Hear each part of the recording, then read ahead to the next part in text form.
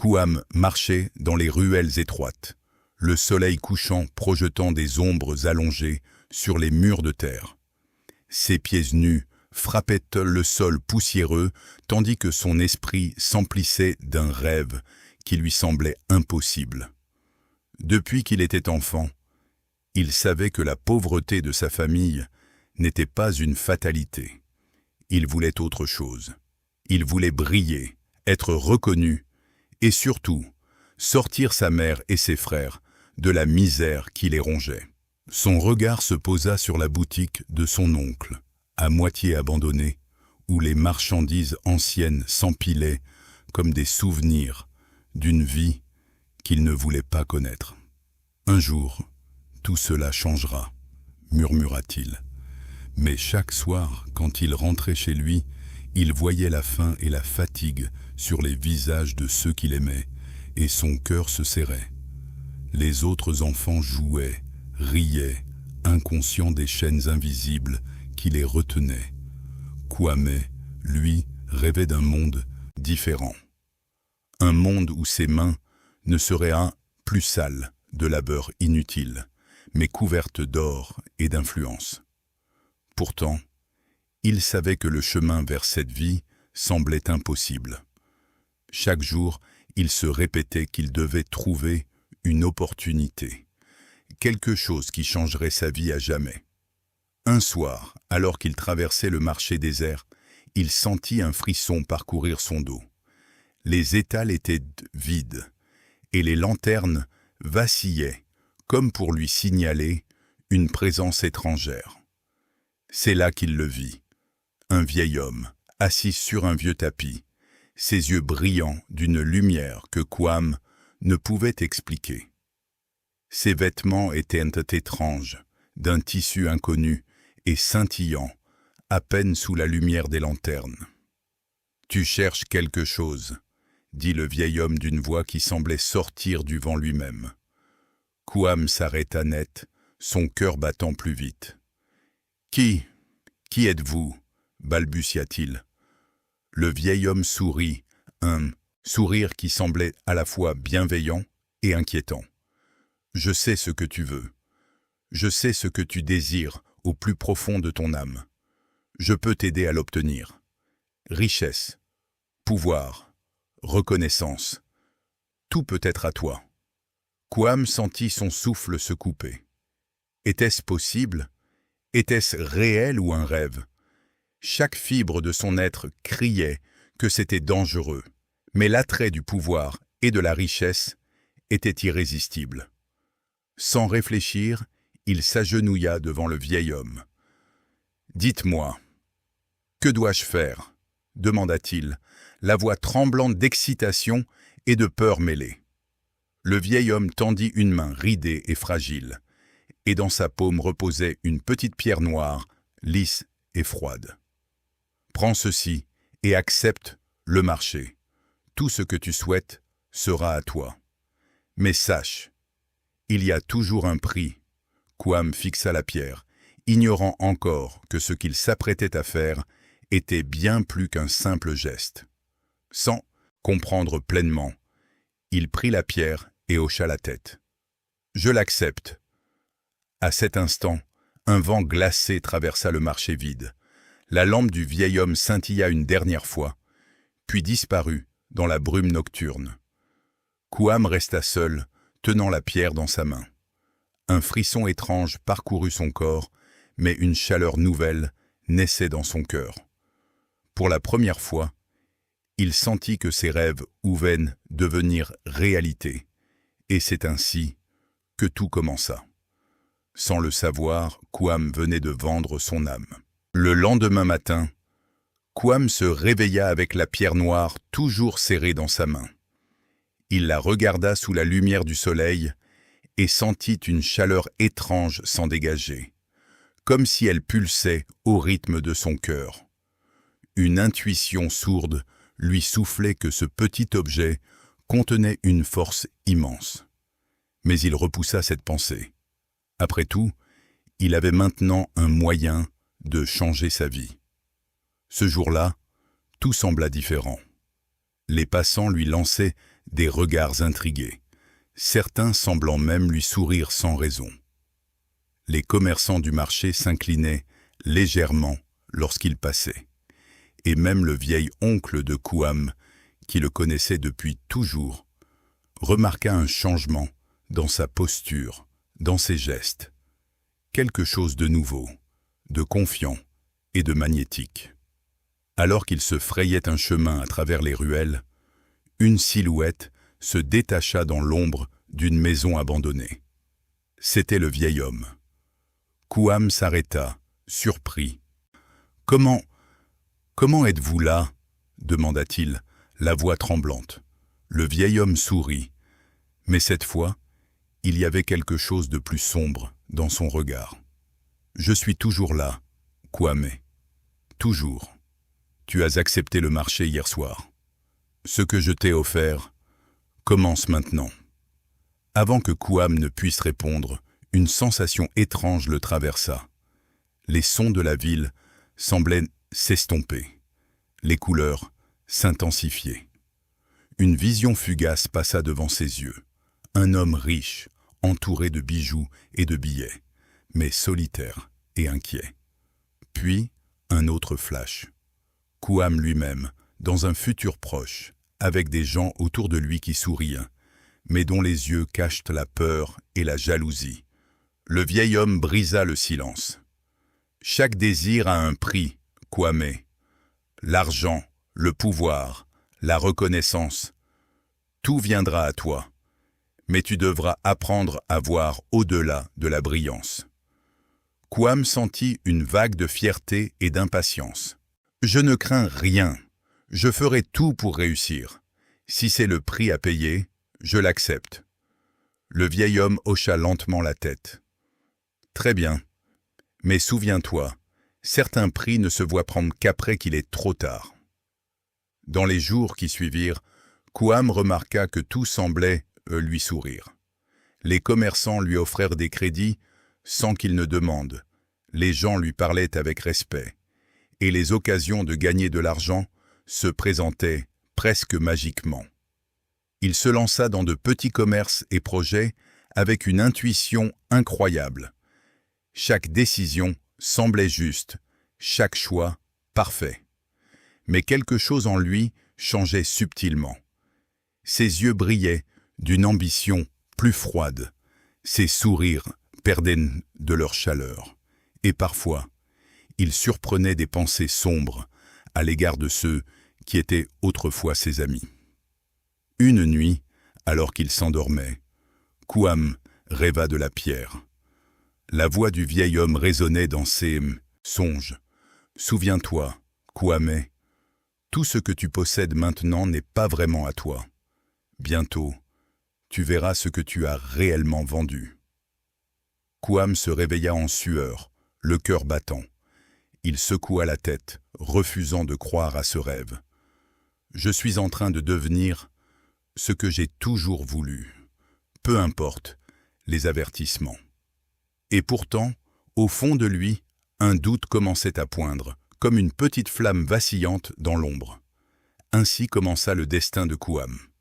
Prospérité rapide, succès inattendu, et les premiers murmures d'un prix invisible qu'il allait devoir payer.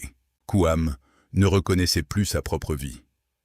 Chaque matin, il se réveillait avec la sensation que le monde lui appartenait. Les affaires qu'il avait commencées timidement se multipliaient miraculeusement. Les clients affluaient, les profits augmentaient à une vitesse incroyable.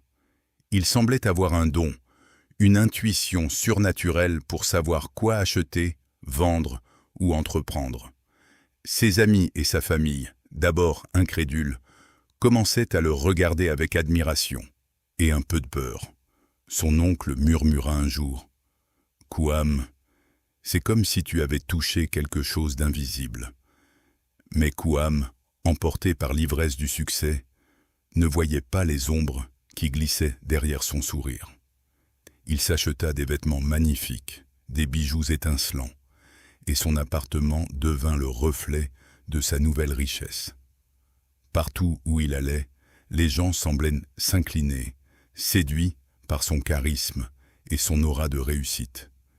Il était désormais Kwame, l'homme qui avait tout. Pourtant, des incidents étranges commençaient à se produire. Une nuit, alors qu'il comptait ses gains, il entendit des chuchotements dans sa chambre vide. Les voix murmuraient son nom, l'appelaient avec un ton à la fois familier et inquiétant. Quand il se retourna, il ne vit rien. Dans ses rêves, il voyait des ombres inquiétantes qui le suivaient partout. Parfois, il se voyait lui-même, mais avec des yeux vides et un visage qu'il ne reconnaissait pas. Ses visions disparaissaient dès qu'il se réveillait. Mais la peur persistait, sourde et oppressante. Malgré ces signes, Kwame ne voulait pas ralentir. Il se lia avec des personnes influentes, fit des investissements audacieux et gagna rapidement la confiance de ceux qui dominaient le commerce local. Les portes qui lui avaient été fermées toute sa vie semblaient désormais s'ouvrir comme par magie. Une nuit, alors qu'il rentrait d'une rencontre d'affaires, Kwame aperçut une silhouette au coin de la rue. C'était le vieil homme, assis sur un banc, les yeux toujours brillants et mystérieux. Kwame s'arrêta, mais cette fois, il ressentit plus de curiosité que de peur. « Tu avances vite, Kwame, » dit le vieil homme calmement. « Mais rappelle-toi, plus tu montes haut, plus le vide sous tes pieds devient profond. » Kwame sourit avec arrogance. « Je ne crains rien. Tout ce que je touche devient prospérité. » Le vieil homme hocha la tête, silencieux, mais une ombre passa sur son visage. « Tu verras bientôt. Ce que l'on obtient trop facilement peut se retourner contre soi. » Kwame rentra chez lui, mais le conseil du vieil homme lui restait en tête. Il tenta de chasser cette inquiétude, mais chaque nuit, ses rêves se faisaient plus intenses. Il voyait des visages inconnus qui pleuraient, criaient ou le suppliaient. Il entendait des murmures. « Ce que tu as gagné, tu ne le garderas pas longtemps. » Il secoua la tête, croyant que c'était des illusions. Mais un sentiment nouveau s'installa en lui. La peur. Une peur qu'il ne voulait pas admettre. Pourtant, le monde continuait de lui sourire. Les contrats s'accumulaient, les succès s'enchaînaient, et Kwame semblait invincible. Mais dans le silence de la nuit, lorsqu'il était seul, il sentait l'ombre du prix qu'il avait payé s'approcher. Et ainsi, l'ascension de Kwame se poursuivait, rapide et irrésistible. Mais le souffle froid de la malédiction se rapprochait à chaque pas, prêt à révéler que la prospérité avait toujours un coût invisible. Les jours succédaient aux nuits, et Kwame se sentait de plus en plus étranger à lui-même. Chaque matin, il se réveillait dans son luxueux appartement, entouré de richesses qui auraient suffi à nourrir plusieurs familles. Mais malgré tout ce faste, quelque chose clochait. Les visages de ceux qu'il aimait semblaient plus distants, plus inaccessibles, et il commençait à sentir un poids invisible sur sa poitrine. Un après-midi, alors qu'il marchait dans les rues animées de la ville, il croisa une femme dont le regard transperça son cœur. Elle s'appelait Aya, et elle avait une aura qui ne pouvait pas être ignorée, calme, profonde et pleine de sagesse. Ses yeux brillaient d'une lumière douce, mais implacable, comme si elle voyait au-delà des apparences. « Kwame, » dit-elle d'une voix claire et ferme, « je sais ce que tu as fait. Je sais ce que tu portes. » Kwame la regarda, perplexe et méfiant. « Qui êtes-vous » demanda-t-il. « Et comment pouvez-vous savoir cela ?» Aya sourit légèrement, sans hostilité, mais avec une gravité qui fit frissonner Kwame. « Je vois ceux qui ont conclu des pactes qu'ils ne comprennent pas encore. Ceux qui ont touché à la richesse et au pouvoir, sans savoir que leur âme en paierait le prix. Un frisson glacé parcourut le corps de Quam. « Vous parlez de la pierre ?» Aya hocha la tête. « Oui, la pierre que tu as prise n'est pas qu'un objet. Elle contient un pouvoir ancien, et chaque désir qu'elle exauce est lié à un prix. Tu as peut-être tout ce que tu veux maintenant, mais l'ombre de ce que tu as vendu commence déjà à te suivre. » Quam secoua la tête. « Non, tout ceci est réel. Je travaille dur, je mérite ce que j'ai. Je n'ai rien vendu. » Aya s'approcha, posant doucement sa main sur son épaule. « Tu ne comprends pas encore. Certaines dettes ne se voient pas avant qu'il soit trop tard. Les malheurs que tu observes autour de toi ne sont pas des coïncidences.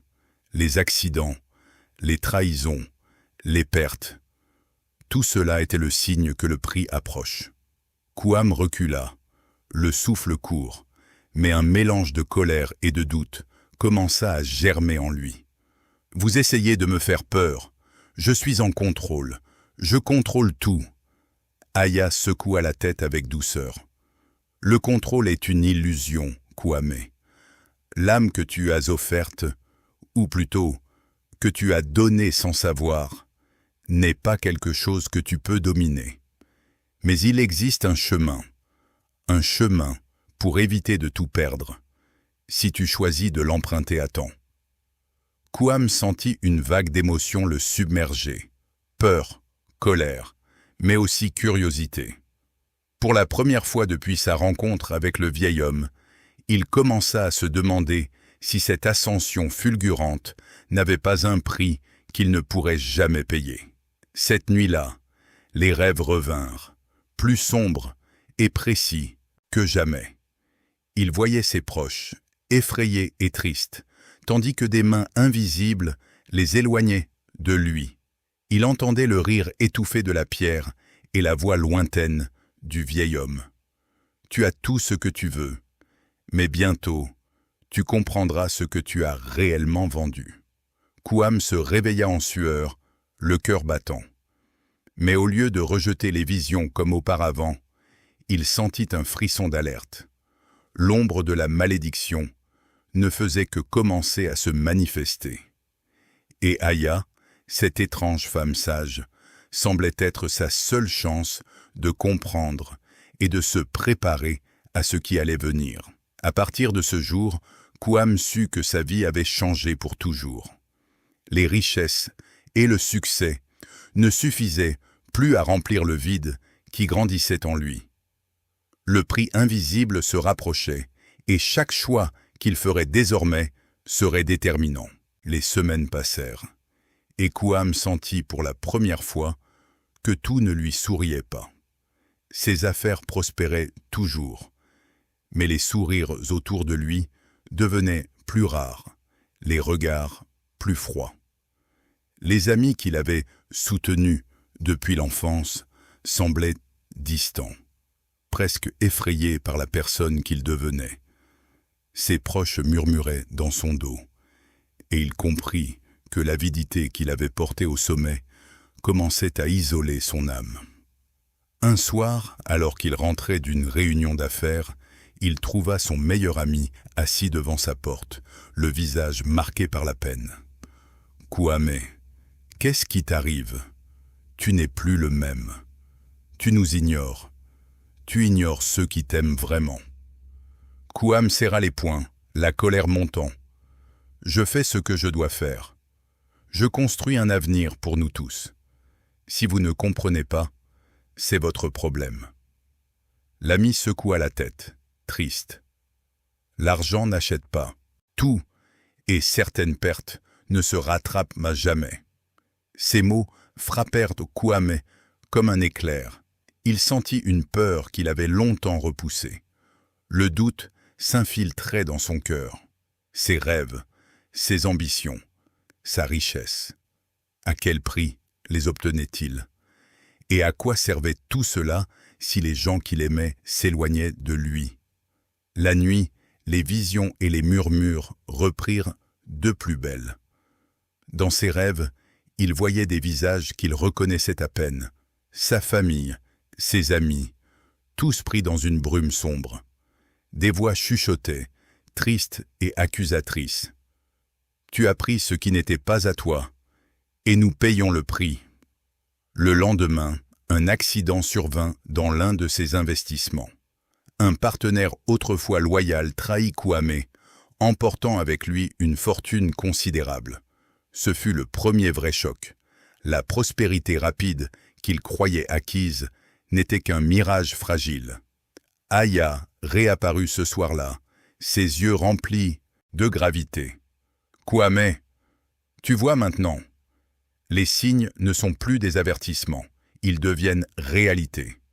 Tu touches à un pouvoir que tu ne peux contrôler. » Kwame baissa la tête, honteux, mais encore obstiné. « Je peux tout réparer. Je trouverai un moyen de contrôler cela. » Aya posa sa main sur son épaule. « Tu dois comprendre une chose, Kwame. Tu ne peux pas réparer ce qui a été pris sans comprendre le prix. Chaque action que tu fais dans l'ombre de cette pierre a des conséquences, et certaines ne peuvent jamais être annulées. » Les semaines suivantes, Kwame perdit d'autres choses, des amis, des partenaires commerciaux, et même l'amour naissant d'une jeune femme qu'il avait rencontrée. Tout semblait lui échapper, comme si une force invisible arrachait tout ce qu'il avait touché. Pour la première fois, il se retrouva seul dans sa demeure luxueuse, entouré de richesses, mais vidé de joie. La pierre noire brillait, faiblement sur la table, rappelant la vérité qu'il avait refusé d'accepter. Chaque gain, chaque succès avait un prix qu'il commençait enfin à comprendre. Et dans le silence de la nuit, Kwame réalisa une terrible vérité. Ce n'était que le début. La malédiction venait de commencer, et la route vers la rédemption, si elle existait, serait longue et douloureuse. Les jours suivants furent les plus sombres que Kwame ait jamais connus. La prospérité qu'il avait autrefois enveloppée comme une couverture chaleureuse se transformait en une cage glaciale. Les murmures de la pierre noire résonnaient dans son esprit, et chaque décision qu'il prenait semblait déclencher de nouveaux malheurs autour de lui. Un matin, alors qu'il vérifiait les comptes de ses affaires, il reçut la nouvelle d'un accident tragique. Un de ses anciens partenaires, celui qui avait cru en lui dès le début, était mort dans des circonstances étranges. Personne ne pouvait expliquer comment ni pourquoi, mais la rumeur circulait comme un feu de broussailles. Kwame sentit son cœur se serrer. La pierre noire semblait vibrer dans sa poche, froide et insistante, comme pour lui rappeler qu'il n'avait jamais rien possédé réellement. Les visions dans ses rêves devinrent plus précises et plus terrifiantes. Des silhouettes humaines se rapprochaient, tendant des mains invisibles pour le saisir. Des voix l'accusaient, suppliant, criant « Tu as pris ce qui ne t'appartenait pas, et maintenant nous payons. » Kwame se réveillait en sueur, le cœur battant, incapable de distinguer le rêve de la réalité. Il commença à remarquer que les gens autour de lui étaient changés. Ses employés semblaient nerveux en sa présence. Ses amis évitaient ses appels. Et même sa famille le regardait avec suspicion et peur. Tout le monde ressentait, d'une manière qu'il ne comprenait pas encore, le poids de sa malédiction. C'est alors qu'Aya réapparut, comme si elle avait attendu ce moment depuis le début. Elle le trouva assis au milieu de son luxueux appartement, entouré de billets, de bijoux et de contrats, mais le regard vide et les mains tremblantes. « Kwame, dit-elle doucement, le prix que tu refuses de voir se manifeste maintenant. Tu ne peux plus ignorer les signes. » Kwame secoua la tête, essayant de rejeter la peur qui le submergeait. « Je peux encore tout contrôler. Je dois juste réfléchir. » Aya posa sa main sur son épaule et serra doucement. « Réfléchir ne suffira pas. Ce qui t'arrive n'est pas une question de logique ou d'argent. Tu as touché quelque chose que tu ne peux contrôler avec la raison seule. La pierre que tu as prise a des conséquences que tu ne comprends pas encore. Quam sentit une vague de désespoir l'envahir.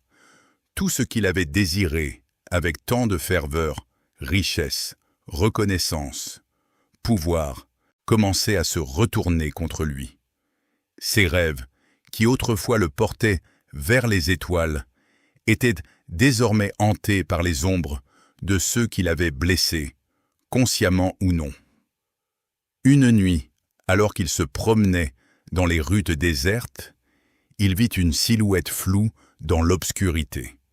Le vieil homme apparut à nouveau, cette fois sans sourire, ses yeux sombres et pénétrants.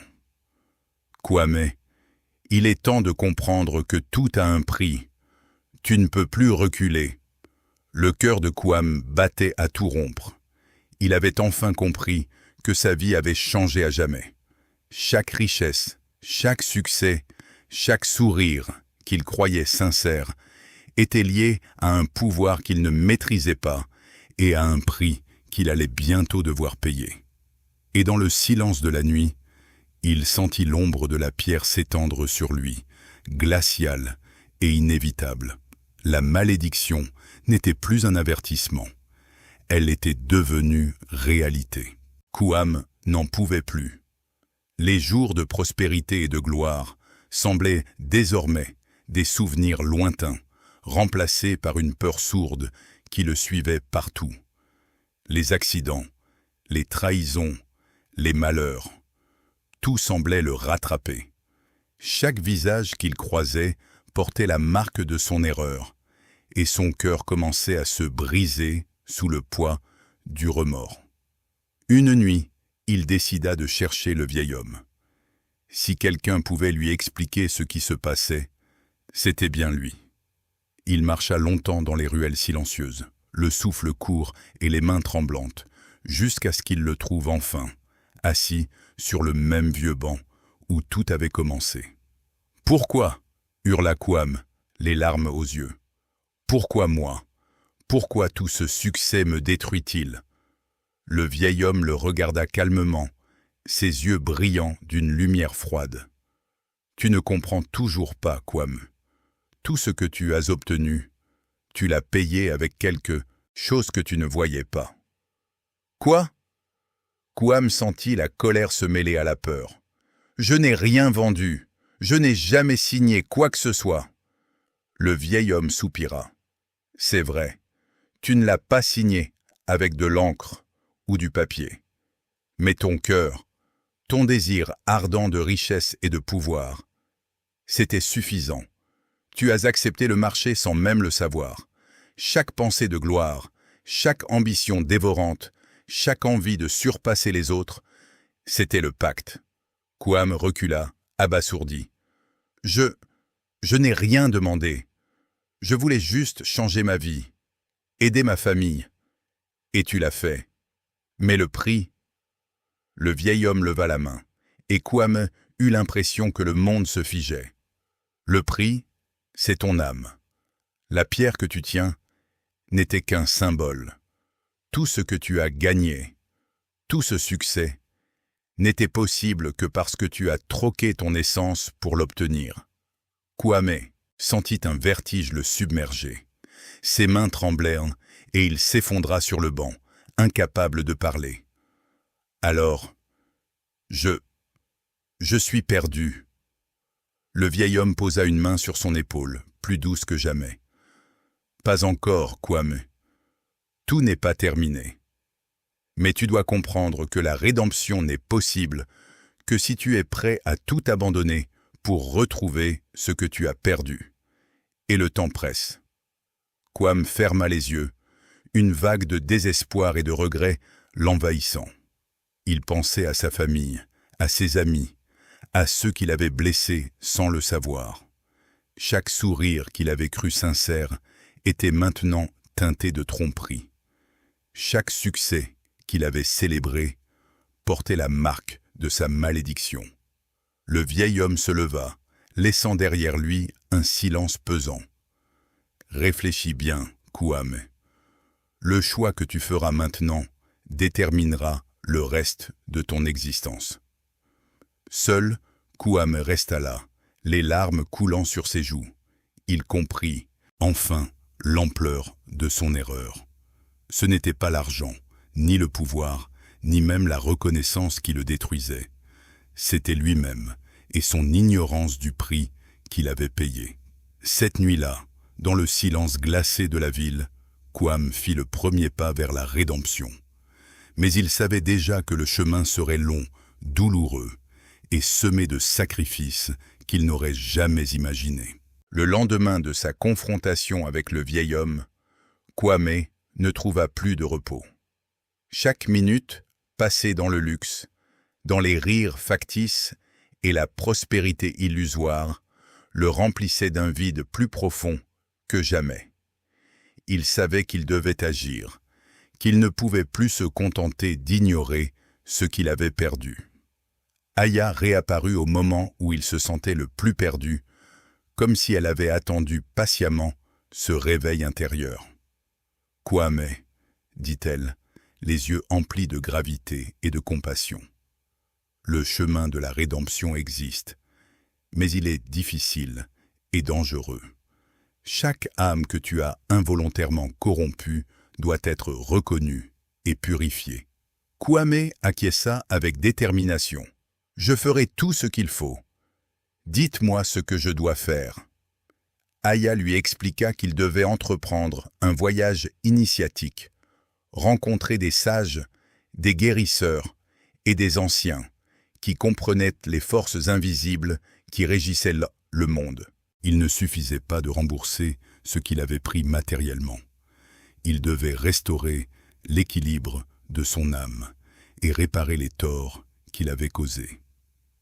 Son périple le mena à travers des paysages mystérieux et intimes de la vie africaine, villages cachés, forêts anciennes et lieux de sagesse oubliés. À chaque étape, il rencontra des personnes qui semblaient lire son cœur et percevoir la malédiction qui pesait sur lui.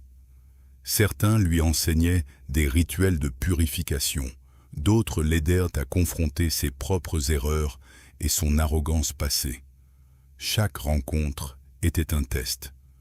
Kwame devait affronter ses peurs, ses regrets et sa culpabilité.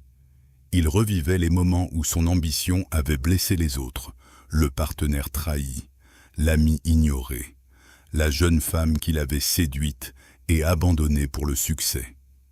Chaque souvenir le frappait comme un poignard dans l'âme, mais il commençait à comprendre que ce n'était qu'en acceptant la douleur qu'il pourrait avancer.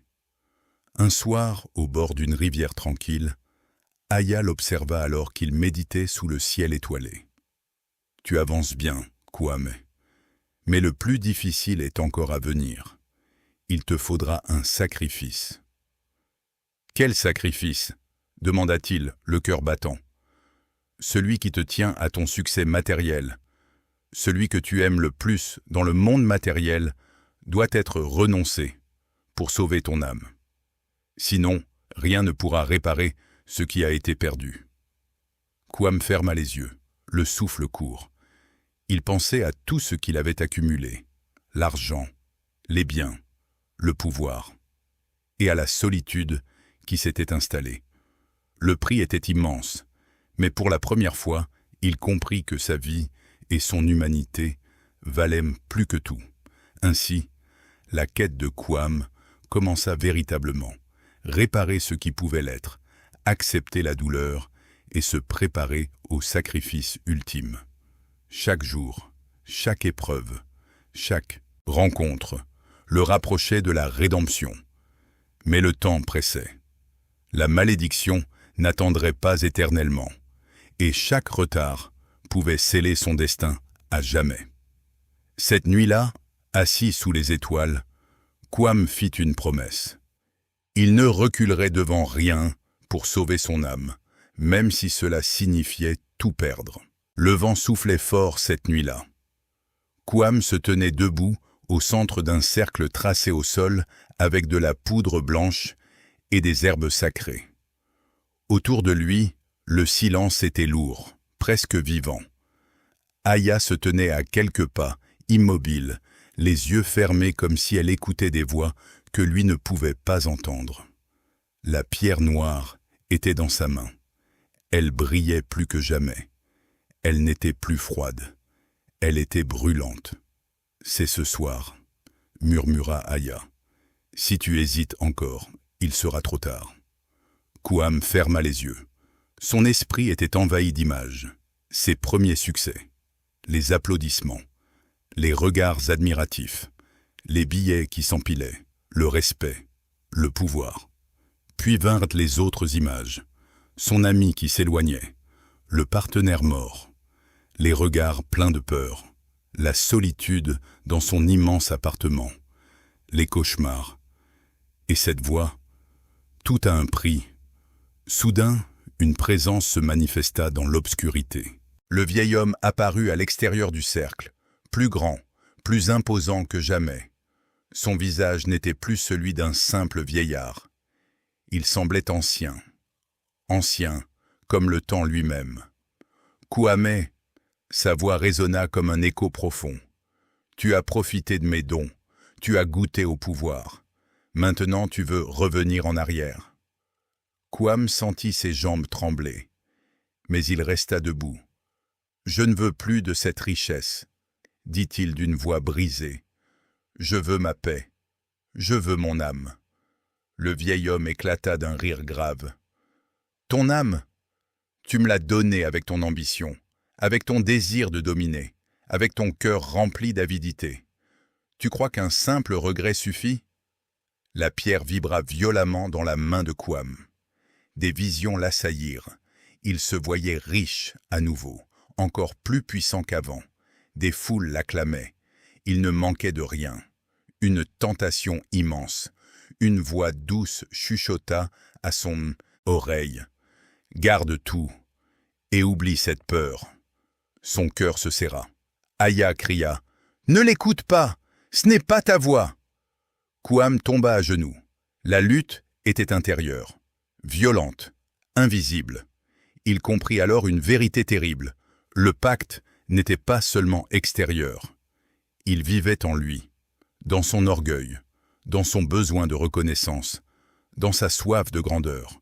S'il voulait être libre, il devait tuer cette part de lui. Le vieil homme tendit la main. « Dernière chance, Kouam, garde la pierre. » Et tout redevient comme avant. Plus de cauchemars, plus de pertes, juste la gloire. Le silence. Le temps semblait suspendu. Kouam pensa à sa mère, à son rire simple, à la joie des choses modestes, à la paix qu'il avait autrefois ressentie en n'ayant rien. Et soudain, il comprit. Ce n'était pas la pauvreté qui l'avait rendu malheureux, c'était la comparaison, la jalousie, l'orgueil. Avec un cri venu du plus profond de son être, Kouamé leva la pierre au-dessus de sa tête. « Je refuse !» Et il l'écrasa violemment contre le sol. Un éclat de lumière noire jaillit, traversant la nuit comme un éclair silencieux. Le vent hurla. Le cercle se fissura.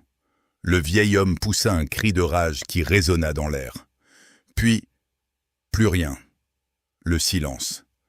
La pierre n'était plus qu'une poussière sombre dispersée sur le sol. Kouam resta immobile, haletant. Le vieil homme avait disparu. Aya s'approcha lentement. « C'est fait, » dit-elle doucement. Mais Kouam sentit immédiatement le prix. Une lourdeur étrange quitta son cœur. Mais en même temps, quelque chose s'effondra en lui. Le lendemain, tout avait changé. Ses comptes bancaires étaient vides. Ses propriétés ne lui appartenaient plus. Ses contacts influents ne répondaient plus.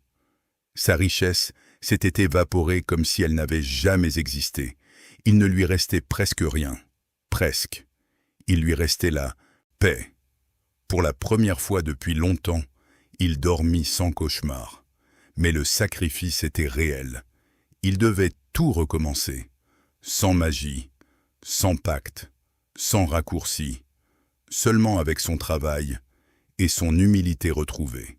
Et cette fois, il savait que chaque chose qu'il obtiendrait serait réellement à lui. Les mois passèrent.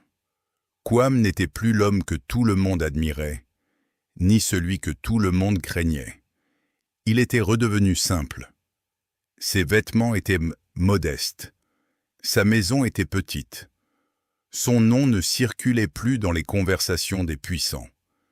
Mais quelque chose avait changé. Son regard. Il n'y avait plus cette lueur froide d'ambition dévorante. À la place, il y avait une profondeur nouvelle, une paix silencieuse, une humilité qu'il n'avait jamais connue auparavant. Au début, les gens murmuraient. Il a tout perdu. Il a échoué. Sa chance est partie. Mais il ne savait pas. Il ne savait pas qu'il avait gagné quelque chose d'invisible. Chaque matin, Kwame se levait tôt. Il travaillait de ses propres mains. Lentement. Patience après patience. Il reconstruisait sa vie, non pas pour impressionner, mais pour vivre. Un jour, son ancien ami, celui qui s'était éloigné, vint le voir. « Je ne comprends pas, » dit-il. « Tu as tout perdu, mais tu sembles plus heureux qu'avant. » Kwame sourit doucement. « Parce que cette fois, ce que j'ai, personne ne peut me l'enlever. » Il n'expliqua jamais totalement ce qui s'était passé. Certains mystères ne sont pas faits pour être racontés à tout le monde, mais il changea. Il devint un conseiller pour les jeunes ambitieux, ceux qui rêvaient de richesses rapides, ceux qui brûlaient d'impatience. Il leur disait « Le succès n'est pas mauvais, l'argent n'est pas mauvais, mais ce que tu es prêt à sacrifier pour l'obtenir, voilà la vraie question. » Parfois, la nuit, il repensait au vieil homme. Il ne le revit jamais.